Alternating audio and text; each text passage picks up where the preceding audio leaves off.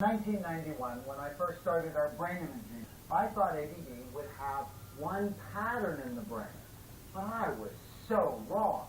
We've actually seen 7 different types, which explains why one person did really well on a stimulant medication, while another person who had exactly the same symptoms became dramatically worse.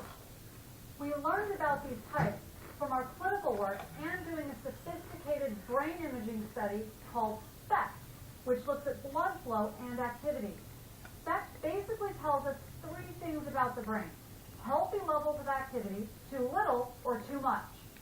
Here is a set of healthy scans.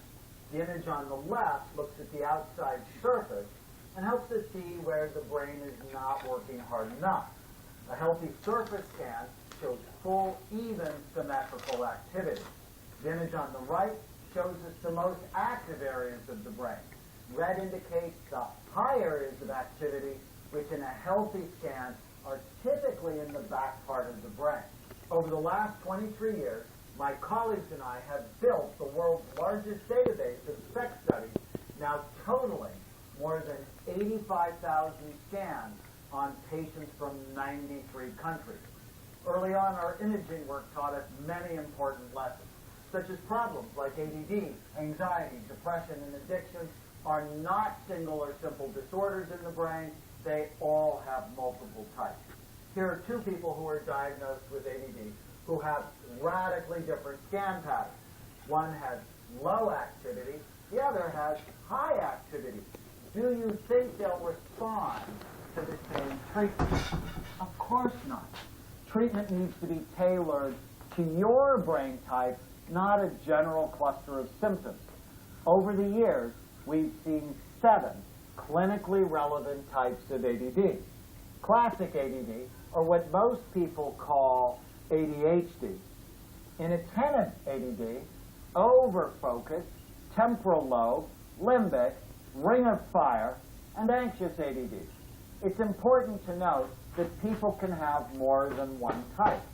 In our clinics, we use brain SPECT imaging to help us understand and treat our patients. But a long time ago, I realized not everyone can get a scan.